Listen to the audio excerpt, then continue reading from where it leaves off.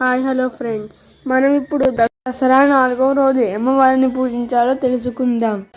దసరా 4వ రోజు కూష్మాండాదేవి అనే అమ్మవారిని పూజిస్తారు.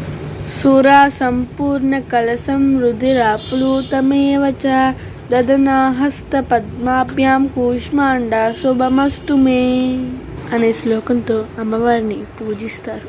కూష్మాండాదేవి తన చిరునవ్వుతో ప్రపంచాన్ని సృష్టించిన ఘనత కలికులకు సంప్రదాయం యొక్క అనుచరులు ఆమె మహాదేవి యొక్క 4వ నవదుర్గా రూపంలో అంశంగా నమ్ముతారు.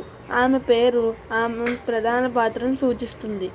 కు అంటే కొంచెం, ఉష్మ అంటే వెచ్చదనం లేదా శక్తి, మరియు అండ అంటే కాస్మిక్ ఎగ్ లాగా. 8 చేతులతో త్రిశూలం, చక్రం, బాణం, డాలు, తెంచిన రాక్షసుని తల, పుర్రె, నత్త గుళ్ళు, ధనము కర్ర ఉంటాయి.